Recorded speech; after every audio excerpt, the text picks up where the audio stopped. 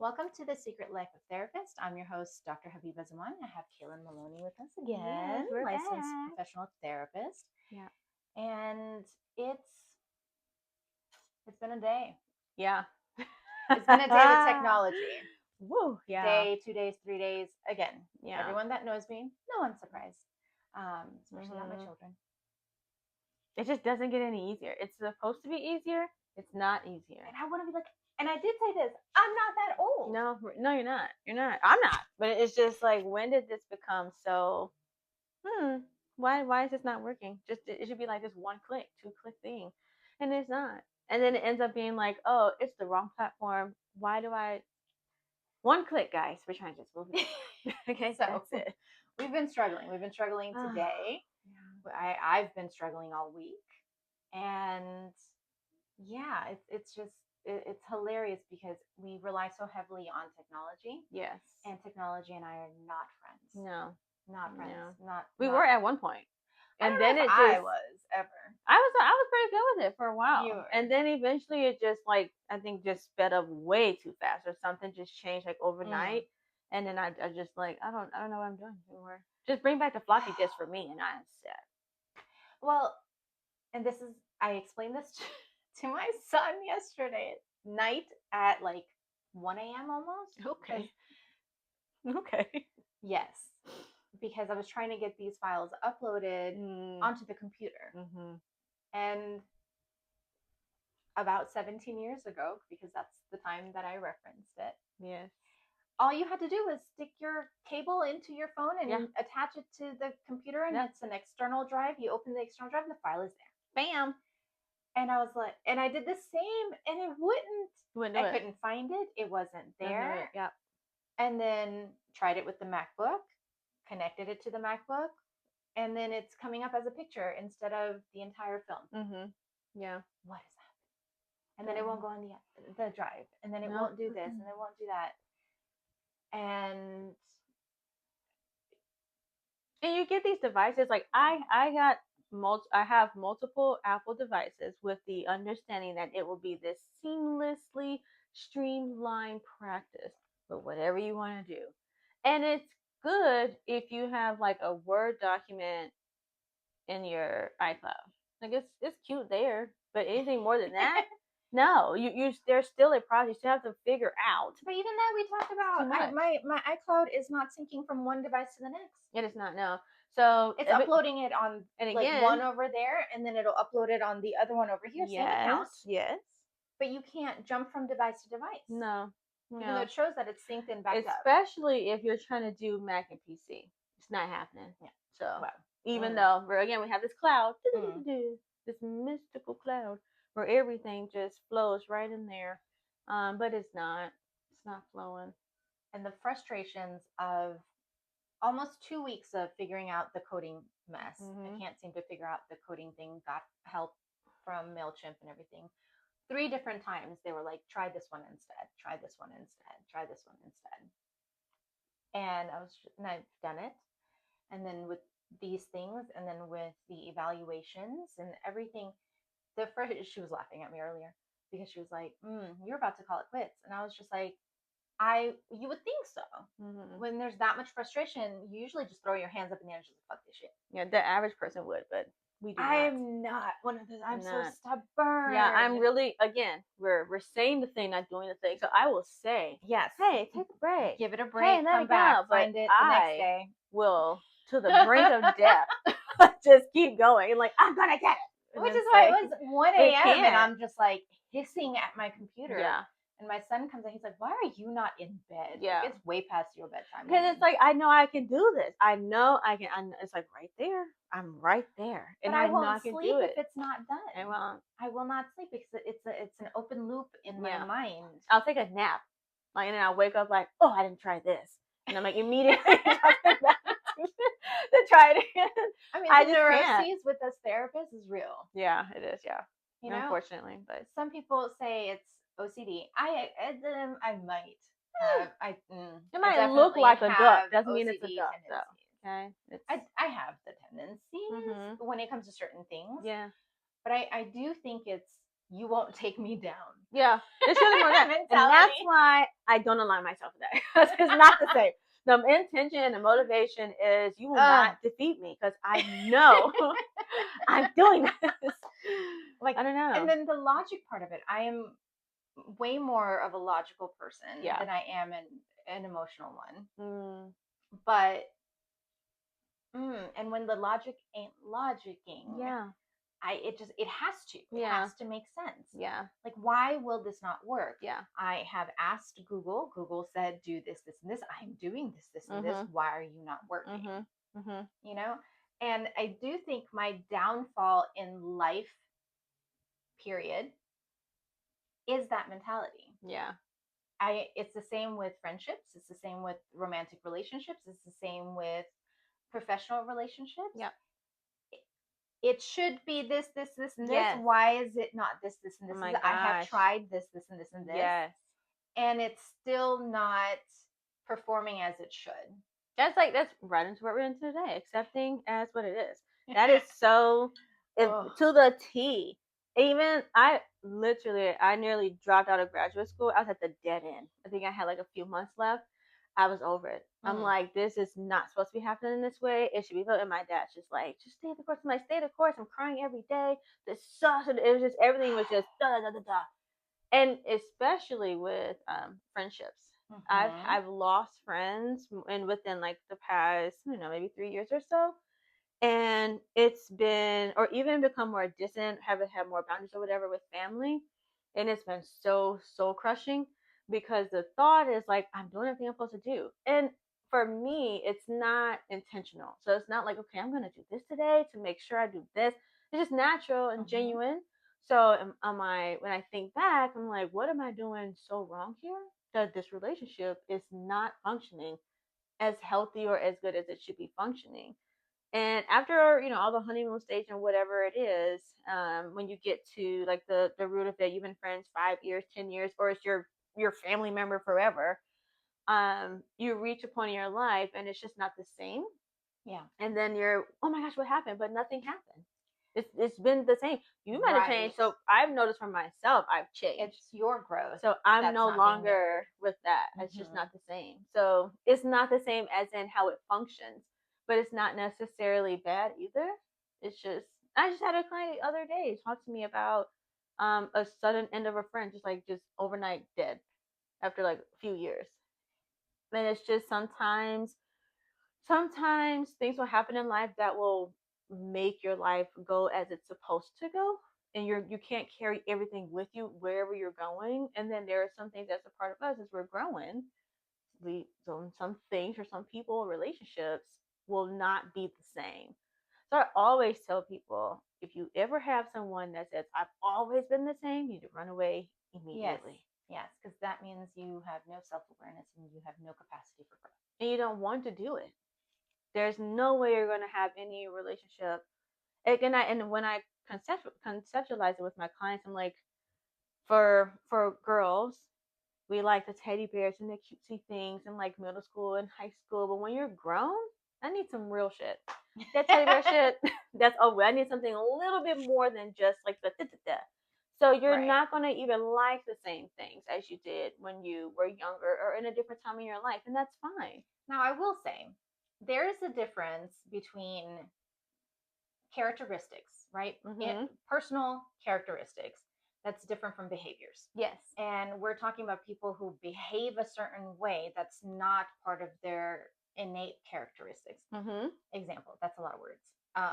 Okay. Yeah. Let's break it down a little bit. So the example, and I give this to my clients, and I laugh every time, because it doesn't matter how new they are. Yeah. Right? As in like 5-6 sessions in. And they want to be somebody other than what they are. Yes. And there are certain things that, like I said, there's a difference between behaviors that we're doing that are unhealthy or healthy or whatever versus who we are as people. And I tell them, I'm like, can you expect me to be chill? Would you use chill as a way to describe me as a human? Right. No. Right? Like there's just, that's not who I am. I am loud. I am loud when I'm happy. I'm loud when I'm excited. I'm loud when I'm angry. I'm loud when I'm sad. My sadness is also very, very loud. No matter how much I try to hide it, you can feel it coming off of my body. I'm a brown person. I'm loud. It is what it is. You know? So for someone to say you need to be quieter, I could, sure. I could do that in bite-sized pieces. I can do that in front of an attorney. I can do that in front of a judge. I can do that in front of maybe an officer when I'm in trouble, to just calm it down for a moment. But people who are in my life regularly, that's not a facade I can keep up, because it's not naturally who I am. Yeah. Right? There has been a time I got a video yesterday of one of my long-term childhood friends, or childhood as in like early college, and she gave an example of when she showed up at this door. Right, she moved away, far away, and so we see each other once every couple of years, and I hadn't seen her for about a year. And she pulled up. I was excited. I opened the door and she was like, what's wrong with you? And she's very passive, very gentle, very motherly. She was not at that point. Yeah. She was like, what happened to you? And I was like, nothing. I was working, whatever. And she's like, no, you are dead in the eyes. I was like, will you just get in? She's at the doorstep. Yeah. Doing all of this. Immediately can see it. But that's what happens, right? If you try to dumb down certain parts of who you are naturally, you will become dead in the eyes, because the things that give you that essence, that spark, that aliveness of whoever you are, whatever that is, it goes away. Yeah. Because you can't sustain that without losing yourself in the process. That is very, very different than what we are talking about right now, with people saying, well, this is just how I am.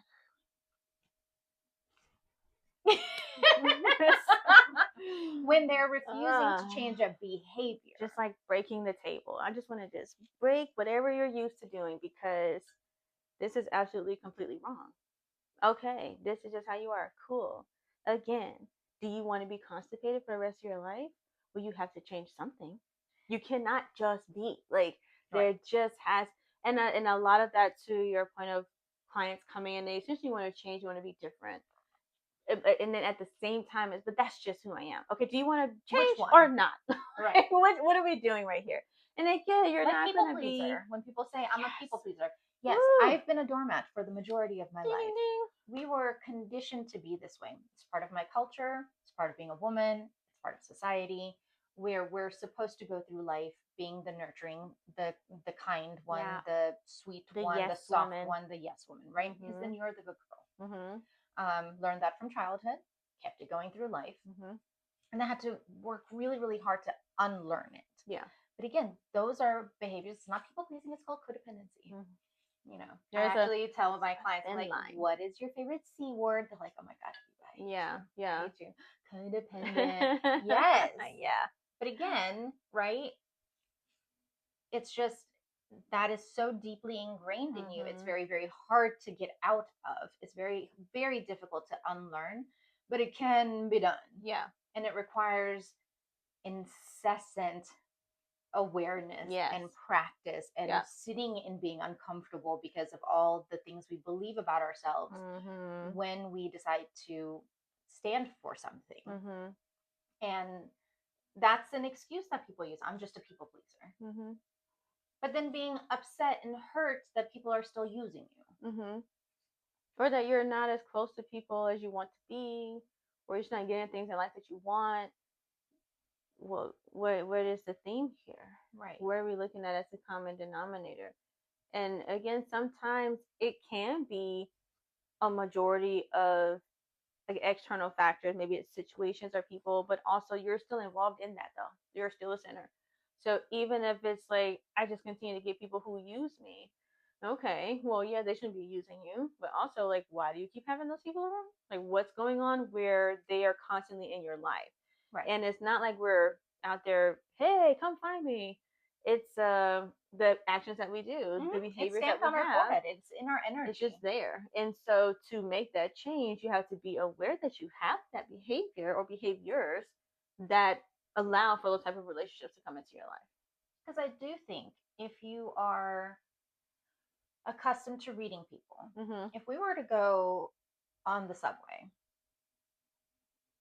we could pick out who we would be able to manipulate, who we would be able to to help us, who would protect us, who would harm us. Yeah. You know? And I don't mean by the way they look. Not at all. No. Because I look like I would step, but I would. I was gonna say I know where you're going, but no. No, that didn't work. Mm-mm. But, you know, whatever. It's the energy that they give, right? You know who can be helpful and who wouldn't. There are situations where I do have fuck off stamped on my forehead, and that's because I don't want any part of my energy that's welcoming a conversation or an invitation or anything. We used to take the train to downtown with the kids because my sons, at both of them at different stages in life, were obsessed with trains, obsessed. And one of my girlfriends at the time, she is 5'11". Oh, okay, 5'11". wow. I'm 5 foot almost 3. Okay, and she would sit down with the kids and have me be on the outside standing and I was just like, girl, if anyone's intimidating looking, it would be you. And she's like, oh no. She's like, every part of your body when you leave your car screams, don't try me. Yeah. But that was my protective nature. Versus we would go to Barnes and Nobles and I'm sitting there and the kids are playing with the trains again, and I'm reading or trying to while watching and encouraging them. And then there's other children around, and the mothers and fathers, a lot of times that were there with their children, would be like, I really need to run to the restroom. Can I leave my child with you? Yeah. You don't know me at all. I could take your baby right and be like, oh, look, I have another one. Yeah. Yeah. I didn't have any daughters. I have one now. Yeah. You know, and obviously I'm not that person and I didn't, but they sense that about me as well. Yes. So when you are out and about subconsciously, you're picking up on those. And there are people who are used to reading people, using people, manipulating people, who look for what is your energy giving off? What is the vibe that you have that's giving off? Yeah. And the helpers, people in the helping profession, easily, teachers, mental health, counselors, doctors, whatever, nurses, they're the ones that keep falling into this trap of being in these relationships where they're constantly giving and they're not getting it back. Yes, it's literally just pollen to the bees. It's just such an immediate attraction on both ends. The taker and the giver is instant magnetic. And a part of it, I think, from a giver perspective, we're not. I don't even think the takers. I don't even think in their head, because most times people are not malicious. Most times, so I don't think in their mind it's like, I'm gonna go over here and I'm gonna abuse her. Most times it's like that's how they got through life. You have some people who just get through life in that way. As the giver, the whole perception is different. I can help them. I can assist them. I can help them to get back on their feet or whatever. Completely ignoring that this taker is not looking to get back on their feet. They're looking for you to carry them. So by the time you recognize that, your resources are like nearly depleted. Whether it be your money, your own energy, your time, whatever, your resources are little to none, but you're constantly giving in this effort of change of, I'm going to get you to do this thing. It's okay. We're going to get there. We're going to do it. And you're just draining instead of seeing it for where it is. A very simplified explanation of that I give, because that's what I learned that I was doing, is if I love you hard enough, maybe you'll love me. Yeah, 100%. You know, and that's with everyone. That's with friendships, that's with romantic relationships. If I'm there for you, if I am there in all the ways that I want to make sure you are loved, you are provided for, you are taken care of. If I do all of that, then maybe you'll give it back too. Because again, right, if I plug this into this and that into that, it should work. It should work. God damn it. But then it doesn't. It's not. And then it's heartbreaking and disappointing. And so many people say, well, then if you saw that and you were disappointed, why didn't you just leave? Because of hope. Yeah. we still have hope Mm-hmm. that, because it's not all the time that they take. Mm-hmm. There are moments when they do give, and we're like, Yes. there it is. Yes. No, you could There's do an it. example, There you and there's an go. Just a example. little bit more.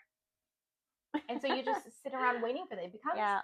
almost an addiction. Yeah. That high that we get when they finally meet that need, because it does. It sets off the oxytocin, the dopamine, Yes. all of the good stuff, right, for the bonding chemical. Mm-hmm. And when you have a bottomless pit of need for that, right?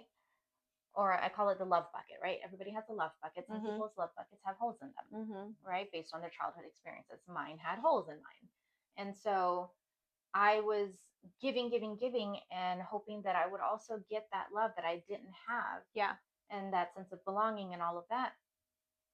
And starving because it wasn't there to begin with. But Yeah. then also the people I was choosing are not naturally capable of giving that. Yes. But that's So what we're familiar with, which is why we have the chase. And that's a part of that kind of like a addictive like behavior where we just keep doing the thing knowing that it's going to be just as probably as dead end. But the other part of knowing that sense of hope within the Christian religion, I'm not sure if it's other religions as well, but then the Christian religion, and one of the big things that are discussed with hope and faith is this mustard seed analogy within the story. And this mustard seed is like the smallest seed there is. And essentially, the understanding is if you have just this amount of faith, everything's gonna be fine. You just have to have this little bit of faith. So if you're there with that, when you apply it to just everyday life and your relationships, the thought is the same. Because not only like spirituality, you like in religion, you can't see the thing, you can't see the faith, you can't see the hope. But in relationships, I can see it because, like you said, you're doing a little bit. So if enough crumbs come, then there has to be a loaf of bread coming. Like there has to be somewhere, there right? because you have some crumbs. But a lot of times, that's all that there is. Or experiences. In the beginning, it was there. Yes. I felt for you. Yes. Even in friendships, right? Yes. Our friendships, we had that. We had all of this togetherness, understanding, connection. And not in the sense of love bombing, just a complete, genuine relationship. It was there. And then why is it not? Yep. So then you chase after that to get it back to what you knew of status quo. Yeah. I think another reason why it's very difficult to let go of it, even though you might have come to like your own realization and this is just what it is. I think another reason it's difficult to let that go, aside from like the people pleasing and the codependency, is like we don't want to believe the person that we have this relationship with is really that way. Mm-hmm. So we're really hoping that they're just having a bad day or like a bad couple of years or something is going on where you're not actually this way, because I would not actively choose someone like this to be a part of my life. And that's the other part of it. What does it say about you? Yes. If this fell apart, right? So hoping that it'll make it work, and that way you can erase all the bad with, and then just rewrite it with, see, it worked out at the end. Yeah, it worked out in the end. Now just persevere and it'll work out at the end. Yeah. Oh my gosh. Ooh. Okay. There are certain things that works with, but not everything. I feel like people ain't one of them things. I'm sorry, I'm very country. Sometimes it's just not one of those things. People are definitely not very, very, very few. And so going back to like before we talked about blueprint, I think in our first episode and just childhood, I think when we see it in children, we're like, you need to get a child's attention. It's the same in adulthood. The child's gonna throw the tantrum, the adult will throw the tantrum, the child is gonna jump off the monkey bars to do the most that they can get your attention for or whatever, because the idea is still, I still need the love. Yeah. So if we don't have it, or we don't have it in the way that we need it, we are going to be consistently driven by the need to get this thing. We just got to get it. And so since we'll have a little bit of it, it's like, oh man, this feels really nice. I know that I can get more though. Like I know you can do more.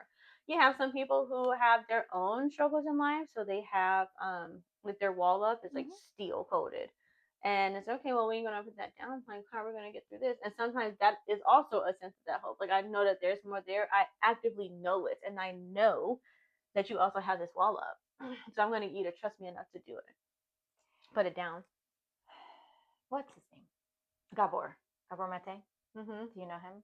Mm-mm. Love him. Love him, love him, love him. He's a trauma theorist and therapist. And I was supposed to see him in Oxford when I went. Yeah. Yes. So one of the things he says, and damn, did it hit home, is the easiest way to identify childhood trauma in people is their willingness to chase after love from someone who's difficult. Yeah. Yeah. Which is very telling. Right? If I can get you to love me, then I'm lovable because you're so difficult. Yeah. Because I've won. I've beat whatever it was that you were giving this love to. That's a pretty profound statement there. It's so simplified, but it's not true. It's so 100% true. Yeah. It really is. You really don't think. Because that's all of my relationships. Yeah. So difficult, so unnecessarily difficult. Yes. And I'm not even saying that they're bad people. They're not somewhere, but not all of them. And it was their wounds. It was their wounding. It was all the things that I recognized in them that were within me. And if I have been able to learn to still give love and heal and all of that, then you'll be able to too. And let me show you the way. And so on that, so if I give up on you, then I'm saying to myself that I don't have what it takes to get you to this point. Right. So, excuse me, that again takes us to that, or back to that point of what is it really saying about me? If I drop this relationship because I know it's just not effective, then what am I doing so wrong here? Maybe I am the problem. So we keep going. And then we just into the pit at that point. Preventable. But you have to also start to separate yourself from what's actually happening as an identity. Like separate your identity from what's actually happening.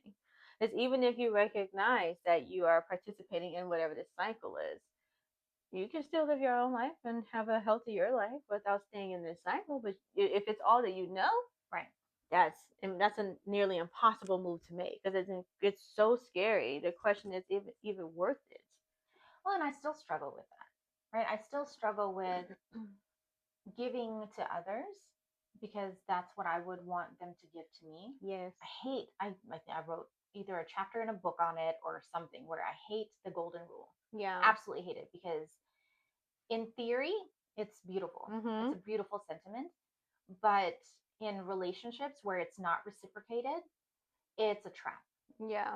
Where you keep giving to others the way you would want them to give back to you without recognizing that they're not going to. Yeah. Either because that's not naturally who they are, that's not naturally how they love, that's not the way they show up for the world. You know, when you're in a relationship where, like mine, and then I get pissed off and then I'm angry, not even at them. I'm angry at myself for wanting something that you've shown me repeatedly you're not going to give. But then still hoping to do it and then sacrificing. It's the one thing that I always teach. You can't sacrifice in relationships. That's another common saying. You know, relationships, love is sacrifice. No, the fuck it's not. Relationships require sacrifice. No, it doesn't. Yeah. Because sacrifice means one person gives up. Yeah, give up another thing. Yeah. And while the other does not. And I don't believe in that. I do believe in compromise. Everything needs to be compromised. Yes. I will show up this way and you will show up this way. And then we build something different with what we have in a situation. But there's no giving up something that's one-sided because then it becomes over and over again that one-sidedness. It can be, yeah. I think there's a little bit of sacrifice that, like it's a little bit, that can be, I guess, beneficial to the relationship, but it's really more around life changes for the betterment of. Which is compromise. So it's a little different. Which is, in definition for me, is compromise. So I'm thinking compromise as each person is doing something. Right. So for example, if, let's take something that has absolutely no emotional value to it, dancing. I love dancing, right? I love everything about it. Yeah. You know, social dancing. It's a technique, it's a skill, it's connection, right? It's fun, it's all the things. Yeah. And let's say my partner doesn't. a lot of people, especially my culture, would say, then you don't need to do it. Right. That's sacrifice. Does that make sense? Yeah. Compromise in that situation would be this person doesn't like to dance or doesn't know how to dance or whatever, and then they take classes so that they can do a little bit in the home. So then I still get that dancing. Yeah. And then that person takes me out. Yeah. Or another type of compromise would be, I don't dance. I don't like to dance. I don't want to dance. You go have fun. I'll either go with you and I'll do something. I'll eat, I'll drink, I'll watch sports while you're frolicking around dancing and having a great time. Or you go, you do your thing, have fun.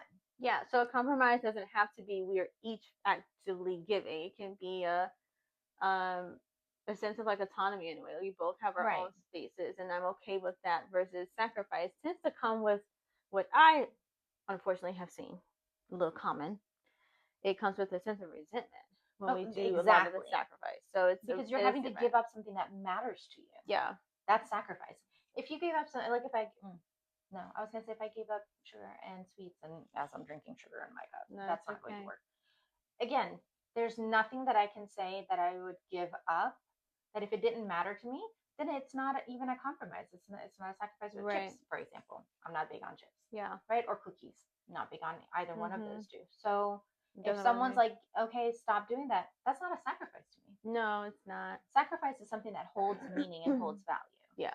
And then you give it up. Right? And I don't feel like in a relationship that I don't think you can do that. Yeah. Because it does come with resentment. Because it is so personal, it is a part of who you are. Right. It matters to you. You really cut that out, especially to your point, not have anything in return. It's not going to match it, obviously, but to not even have like some form of effort on the other side to make it worthwhile or even understandable is I think is why we have that resentment come up. Because oftentimes it's not done anything on the other side. It's just I just dropped this thing and then we just keep going on with our lives. Right. Yeah. And the other person's just supposed to take it. Yeah. Be happy with this because I'm happy with this thing. Right. My dad gave me an example of my mom. Excuse me. Obviously this is like way back in the day. She was someone that like if he was getting ready to go out like with his friends, she'd be like, no. Like I'm so sad. I just don't want you to go. I just want to watch movies all day. And my dad is like, I'm just going up the street to the garage. Like it's fine. And she's like, no. So my dad's like, okay, I'll sit here with you and just literally sit here and do this all day long because that's where you want me to be. But my mom is like, I'm going to the rink. Bye. And he's like, okay, bye. And so at some point he recognizes like, okay, this that he sacrificed is not working because I'm missing out on the thing that is important to me. And it's social connection is a biological need. And it's even with that, I think the additional level there is like at the time, South Carolina was becoming a bit more multicultural. So finding people that is more within your group and that's not the same as what you see in corporate America. Right. It's like, oh, I kind of feel like I might belong somewhere or up in here. Cool. So it's very meaningful and very important. And so I think when my mom recognized that, she felt crazy guilt because she realized, dang, I'm just like having you sit here to just do nothing. And even that within itself, the person has to recognize the why this is important of like, I didn't realize I was doing this thing. Or I didn't realize it was so important to you or something of that nature. And it's like, well, how could you not? It's this and that. But there's a recognition that comes with it, but you have to, or they have to, be able to be honest with themselves, which is very, very, very rare to happen. Awareness. Everything is about self-awareness. Yeah. And yes, we're therapists. We believe in therapy, obviously. But I don't know any other way. If you're not aware of what you do and why you're doing it, it's literally defining and labeling your life, and you're just kind of rolling with it. Yeah. I will say some of my clients will ask me, do you really do that?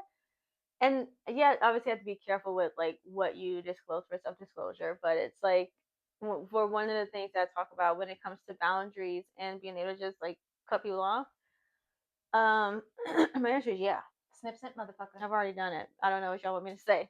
Like, did you really do? Yes, I did. Because after obviously years of learning and things, my understanding is I've done what I could do, Mm-hmm. and I've done what I was supposed to do.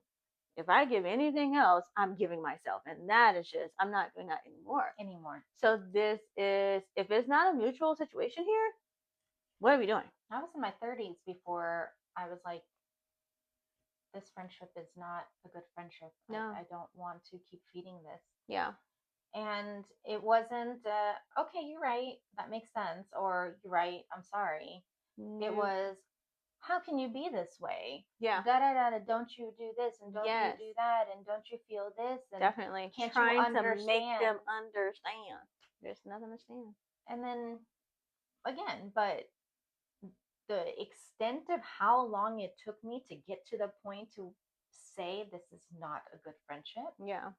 It was years of setting boundaries, of this hurts my feelings, you don't show up for me, you didn't even come for this, and blah, blah, blah. Of course, because you don't want to lose a friendship. So the idea is I'm going to, again, put in this effort to try to still make this thing work for me and for us, but really for me too, mainly. Yeah. But it ain't moving. Right. The more I try, it seems that the more it's not happening. So this is actually worse for me as I'm trying to make it better.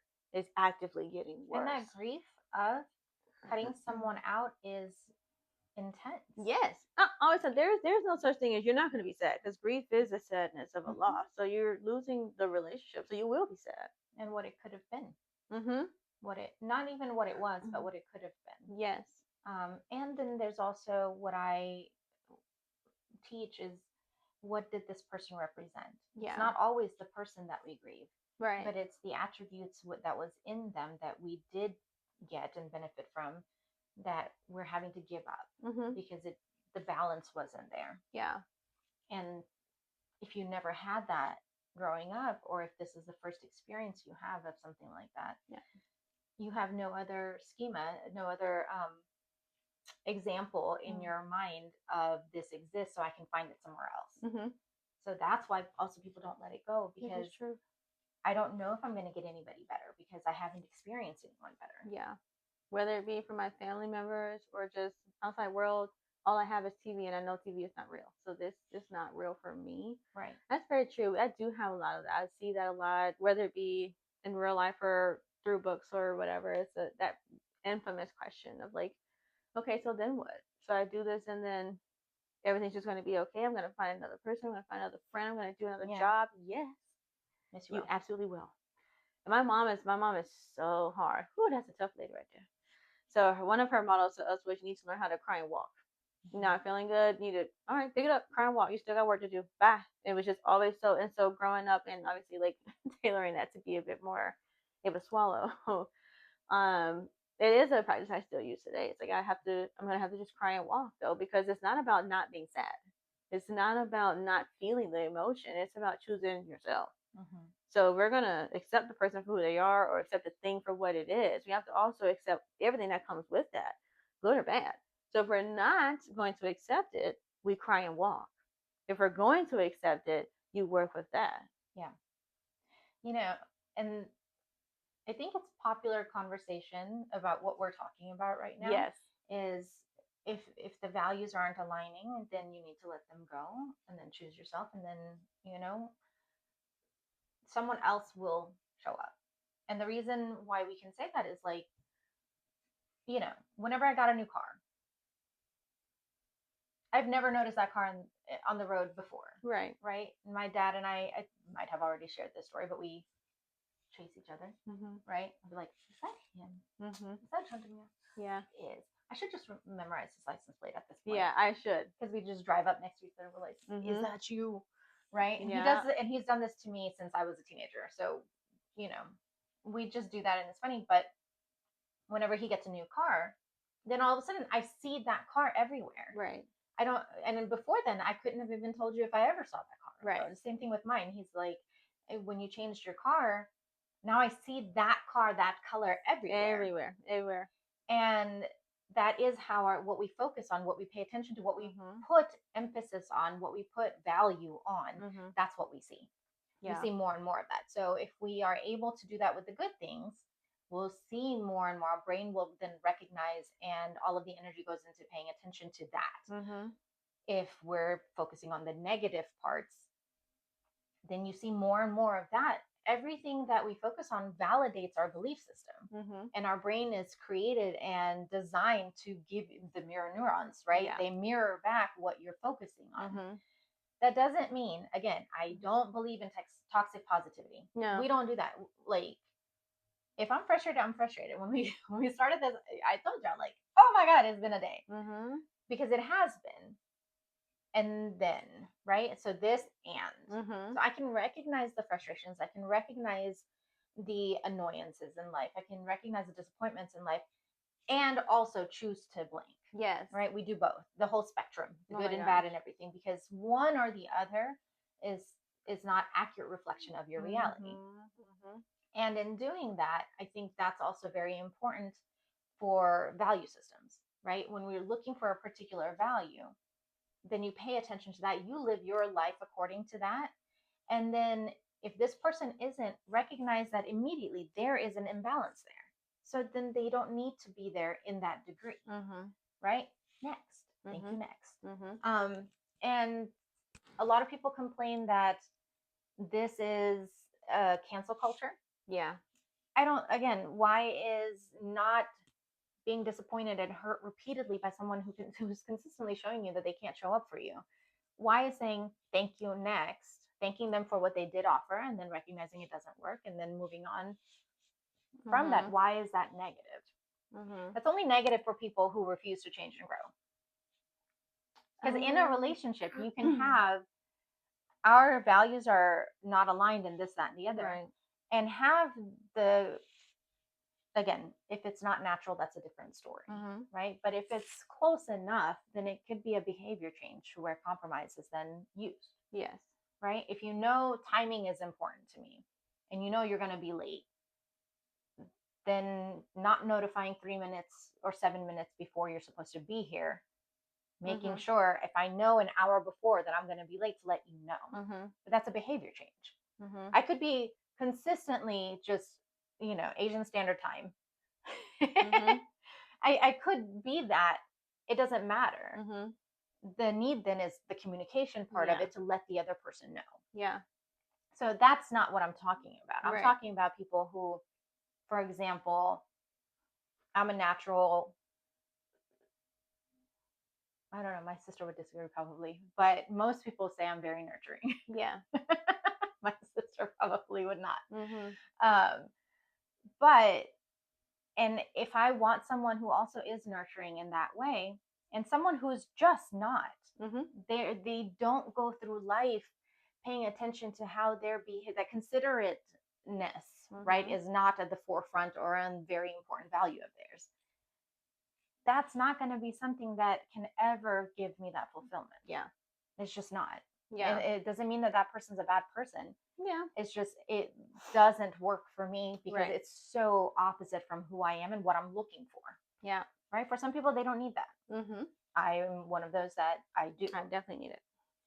So that's what I'm talking about. People, it's very easily talked about at the extremes. Yeah. Right? How, yes, cut them out. But what if it's not extreme? And you still recognize, right, that this isn't working? Yeah. I feel like that's so much harder. Yes, and that's part of the reason why we stay in spaces that we really probably don't need to be in. Because it's not that bad. It's not that bad. But that bad doesn't make it good. It does not make it good, but also still does not make it bad. And so for some people, it's kind of like the difference between getting a Chips Ahoy cookie and a baked cookie up the street. For them, it's like, I'm probably going to like that baked cookie better, but I'm also not going to just stop buying Chips Ahoy and just always go to this bakery. So there's this very thin line, and it is a lot of gray area in that space. And if my clients see this, one of the things I always tell them is 2 things can be true. And I'm always like, okay, this not one of those moments. Or sometimes I will say 2 things are true here.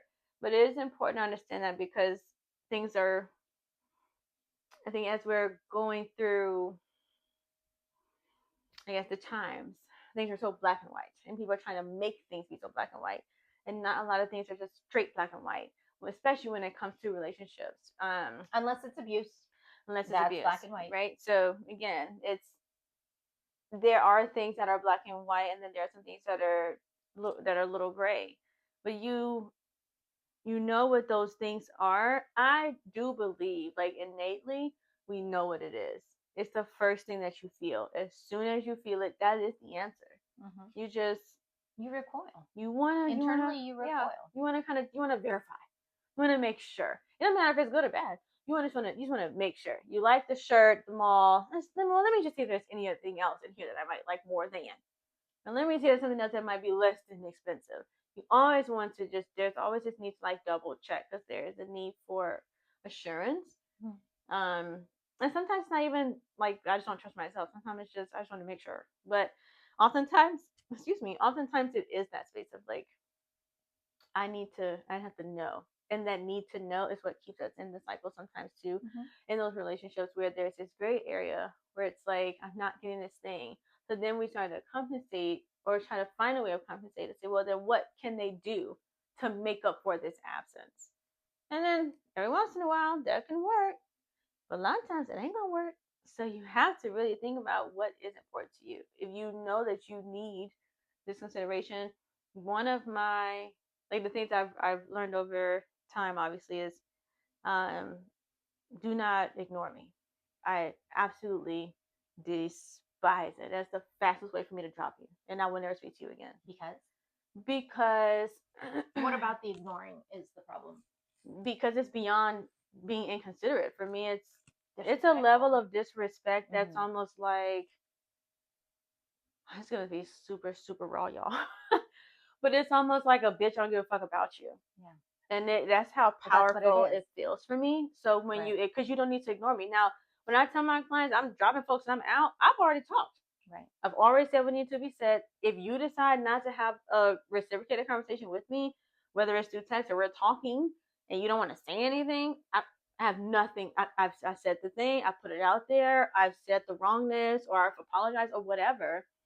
And there's still this need to almost hang it over me. We're done. So I'm not like not saying nothing. I'm always going to say. My dad is the one that said don't say nothing, but I am going to always say. That's just how I am. I'm not going to talk about it forever though. We're not going to have a long drawn out conversation. Right. How many creative ways do you need to express the same hurt? Yeah. So this is just it. We're either going to discuss it and work through it, or we're just not. But once I'm ignored, there's like this level of neglect that to me I cannot get past. Yep. Because then that feels like I cannot trust you because you really don't give a fuck about me. Right. So I'm not going to do that. So that is important. One of those things that it has to be there. Don't say anything. Don't say that. Don't do that. Give me something. I don't care if it's we'll talk about it later. I don't care if it's whatever. Just to say absolutely nothing. The worst. But you have to know the things about yourself, because then you'll be looking for that person to just up and change without really having any type of context there. So there is a part of that of what is going to be your line. Where are your limits going to be? Because otherwise you'll be in a relationship that you just fully resent for a long time because there's so many things just adding up. Right. So there's no need for that. So yeah, we can accept people for who they are, deal with things as they present, but you decide how long you really want to do that. And you decide what it is that you want to eat. Everybody's poop is going to be super, super, super funky. You got to decide though, can you deal with that funk? That's really it. Right. There is no perfect person. So even when we're doing like our episodes here, even when I'm in sessions, I'm very mindful to remind the clients and people in general, we're not looking for perfection. Right. We're not looking for get this person that does this and this and this and they're gonna meet all your needs. It's not a thing and it's not realistic. Right. We're looking for, like you said, are you matching? Are we having shared values? These core things that are imperative. And do we have 20? Yeah, I'm gonna say like either if you don't have them, is there a way that we can still blend it? Is this a puzzle that we can still put together, or this is just whatever? Well, because if it's 80-20, right, then 80% of the values of the very important values, they align. They're good. Right? And not just, oh, family is important to me and family is important to them. No, it's how we define family is important. Girl, yes. That it's the specific definition of how we define these values. Yes. that's what people don't do. That's what I didn't do. You know, my first marriage, it was, oh yeah, family is important to us. And then I quickly learned that the way he defined family is important to me is very different from how I define family is important to me. His definition was family can do whatever and you still stick around, and family can treat you however, and you just need to take it.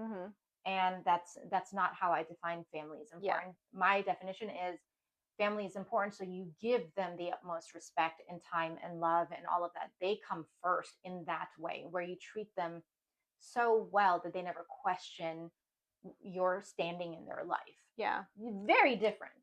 Definitely. But family is important. Yes. Right? So how you define it is very, very important. And some people will be like, yeah, it is in my clients. They're like, I think so. I think 80-20. The pieces that fall in the 20 cannot be. They cannot. One of the things that pick at a childhood wound. It is not. So neglect being one. If someone shuts down and pulls away from her or me, we both share that, right? Yeah. Then that's a core childhood wound. That cannot be a 20%. No. Because the heaviness, the weight of that value is so significant. It's not a 20%. No. Right? So you have to know, again, the weight of those values as well, not just, I think we share the same things. No, we don't. And then what does that look like? And how does that show up for us? Yeah. And if you have a visceral reaction, it is no longer a 20%. No. And you know, and again, we just know, you feel it right then. Because it's a physical, visceral reaction. You know, for me, it's gaslighting. Gaslighting constitutes 10 different behaviors, by the way. It's not, people use it as like this one thing, and it's not generalization thing. Oh my gosh. We have deflection, we have rewriting history, we have denial. There's all kinds of defense mechanisms in what constitutes being gaslighting. But one of the things in that will set me off every time is when people, if like we're talking about a specific example, I gave you this one specific example about family. And then they go bring another example from an unrelated situation without the same themes and try to use that to discount what you just said. Yeah. Right? And then hiding behind, I'm just playing devil's advocate. Either that or I can't be wrong, and that shit. Because I'll be like, oh, okay, that makes sense. That's a part for me, this is what this is. That makes sense. Okay. I didn't, blah, blah, blah. I have no problem saying I don't know something. I didn't know that. Yep. That was a misunderstanding. I have no problems with that. Yeah. But someone who then tries to discount what I'm saying by using it, it's like, I'm talking about apples. You bring in a fucking tangerine. Well, they're still fruit. Fuck you. Ooh, it girl, it'd be deep. Yes. If we did, because you know what you're doing. But why, right? The why behind it is because not only are you trying to dismiss what I'm saying, you're minimizing the intensity of what I just said by using an irrelevant just example right there. And then you're trying to act like I'm not smart enough to know the difference. It's disrespect. And a lot of people don't stop to break it down in that way. What about this behavior, about what was done? Why did that trigger me? Yeah. Because you gaslit me. What does that mean? Don't deflect the situation. Don't minimize the situation. Don't, red herring, right? Fallacy. Like all these things instead of just taking what's presented. Yeah. If I'm talking about this cup of coffee and then you talk about the carafe of, tea over there, it's the same thing. We're not talking about what we're talking about. Right. And that's manipulation, right? Using something instead of addressing what's in front of you and then trying to say, well, I'm trying to be devil's advocate. I hate that saying. I hate it so much. And it makes me so angry because then I don't trust you. And the reason I don't trust you is because if you're playing devil's advocate, you're trying to come up with somebody else's ideas and ideals and things like that just to argue a point, then what do you stand for? Yeah. And if I can't trust what you stand for, if I don't know who you are and what you stand for, triggered. Yeah. Because again, I've had enough people like that in my life where they're chameleons. They become whatever they need to be to get what they want. And typically what they wanted was a relationship and me and all the things that they thought it was going to come with, but it wasn't them. Yeah. I fell for people that weren't who they were. Yeah. So someone saying, oh, well, that's not really how I think, I was just being devil's advocate. It's so disrespectful, and then I just cannot trust you. I lose faith in you, I lose trust in you, and I lose respect in that person. Yeah. Because just stand for what you believe in and fight for what you believe in. Yeah. Right? If you don't know what you stand for, you won't know what to fall for. Yeah. It can be seen as like a form of a disguise. I sometimes see it that way because it's like, why are you even having to fight me at all? If you don't agree, just say, well, I don't know about that. And what this about is why. this? Yeah, and then again, what conversation? We're not looking to debate. So I think when we roll into, we hear that often. It bothers me because I think it. Whenever I hear it, I'm not one to be back and forth. I don't do that. I can get very, very, very angry. So I don't do back and forth. Just once I'm at a certain level, I can't control myself, so I don't do it.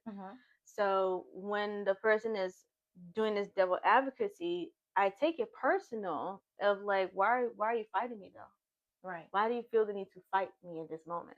Right. You could just say, well, it might rain tomorrow, so then what do we need to bring the rain? Like, whatever it is, but it doesn't need to be that. Well, what about this? Well, what about that? Well, then if you said this and it's that, at that point, I'm taking it as like this attack because it's a point to discount what you just said. And it's so I hate that little taking every single thing I'm saying, the nitpicking, all of those things. I don't get wrapped up in that because for one, you lose the plot, like you were saying. And then also we end up focusing on defending of the self, and we never really resolve whatever is happening or whatever was brought up in the first place, or it gets blown out of proportion totally. Right. So yes, there is a piece of knowing within yourself of why these things are so important. And if you're going to be with someone, even if it's a friendship, you have to know why this is important and be okay with, they might say this doesn't fit well with what I believe in. Yes. And this is not the kind of friendship. It's so that kind of rejection. I think people do that behavior because they're afraid of rejection. Yes. So they talk out of their ass, right, to make points, just to make points that hopefully will hit something that maybe will or maybe won't. But then hide behind, well, I was just doing this. The reason they said I'm just saying this to me then is because you don't want to be rejected for what you believe in. Yeah. So that's also why it's like I can't take you to truth because this sounds like this is what you really want to say. Right. But you're just hiding behind this thing right here. Right. That's a problem for me. I don't mind disagreeing. I don't mind having difference of opinions. I don't mind it. Well, depending on what it is. I don't mind it. But don't try to play me with manipulation with it. Because it's manipulation. That's my number. I think that's probably number 2 for me. Playing me? Girl. That's also part 2. Again, trust. Jesus right? Have mercy. Yes. And so because of that, I've had relationships where the manipulation, even the parents got involved, and it just became just so. I'm super young, so I'm just learning all of the things, and but again, even though I don't know what to call it, I feel that it's wrong.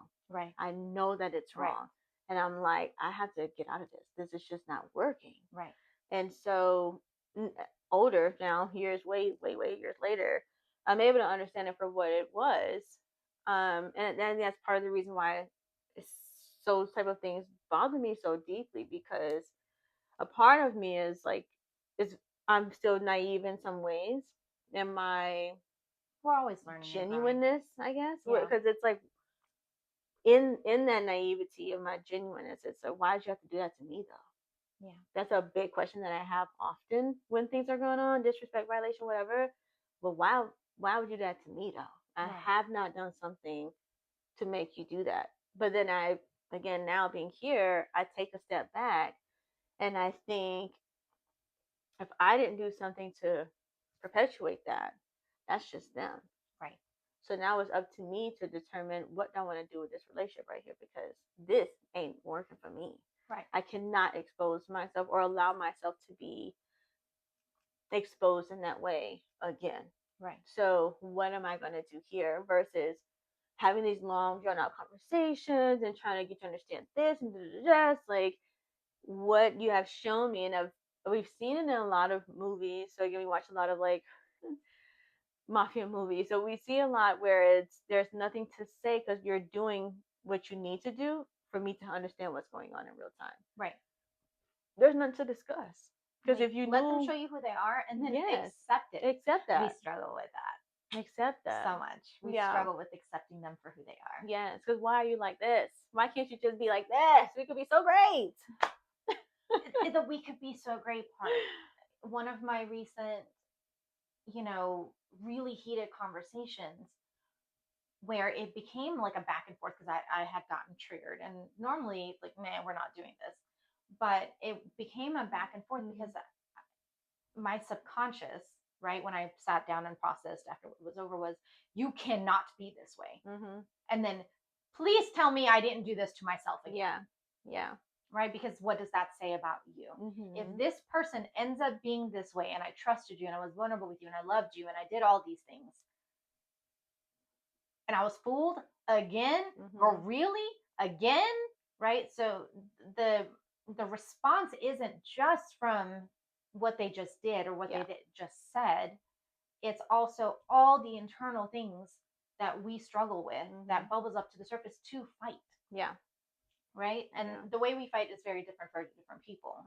But mine became literally, I need to hear something different come out your mouth right now because this cannot be who you are. Yeah. Because then it will validate, here I am all over again after so many years in my 40s. Here we are again, not learning your lesson. Yeah. And then what do you do to cope with that? Right? Because you don't want to start second guessing all your things moving forward in life. Right. Do I really like this wine? Did I really want to do this book? Anything. Right. You don't want to start second guessing. You have to. But that's why you need to have that other person, whether it's a friend, whether it's a colleague, that it's, like, we're colleagues. So we share that intimate space together and trust each other to grow and things like that. And the other people that I've ever worked with is the same thing. It's not just another person at the office for me. It's sacred, almost, the relationships and the energy that we form there. So if there's that disagreement, there has to be something that the other person can then do and know how to do and be aware of enough to repair, to make that repair. And then do they? Yeah. Because then that's also another thing of accepting people for who they are. Are they capable of making repair? Are they willing to make repair? Are they where you need them to be? Yeah. And if those are no, then what are we doing? Yeah, what are we doing? Because the intensity of the damage that's done to the person, which would be me in this situation, is significant, right? And then rebuilding from that damage over and over and over again is what deteriorates the love in any relationship. Yeah. It's the same with my children, right? Whenever we have any kind of major disagreement, because I have a 15-year-old and a 17-year-old, right? And they have adult emotions without the actual tether between the emotional part of the brain and the prefrontal cortex, right? They don't have, the tether isn't built yet fully. It doesn't connect until you're 18. Yeah. So they don't have the binding between the two. And whenever something that's said or done is so hurtful, right, I have to then be able to communicate why and how for them to be able to understand it, but then also teach them how to reciprocate that information, that vulnerability, what to do with it. And yes, it's heavy for a 15 and 17-year-old to have to be able to know how to do that. But if they don't learn this, that's why you have grown-ass adults now who don't know how to make repair. You're going to be babying grown-ass adults. And training season is over. Don't have time for that. We can't keep training people to meet us where they need to be. That's not your responsibility. Yeah, not for the basics anyway. And love has nothing to do with it. What's love got to do with it? Nothing. Absolutely nothing. I have loved so many people, and I love intensely and deeply because I have a lot of love to give. And if I decide that this person cannot be in my life anymore, it's not because the love is gone. It's just because I cannot be on the receiving end of that, the wounding repeatedly anymore. Because then I don't get to be who I need to be to show up in the world the way I need to show up in the world. Yeah. And it really is just that simple when it's not simple at all. Yeah. On paper. In theory. In theory, it's simple. Yeah. In practice, it's impossible nearly. But it can be done, and it should be done because you are worth it. Yeah, always, always, always. We have to grow from the past and not allow our past to determine who we are presently or who we're going to be in the future. You allow yourself to learn, recognize for what it is, but we're not holding on to those kind of ideologies from before that have gotten us in these uncomfortable spaces. Right. You just learn. And for many of us, the very, very hard way. Yeah. But yeah.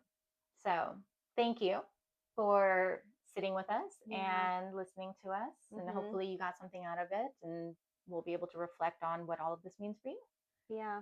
We'll see y'all next time.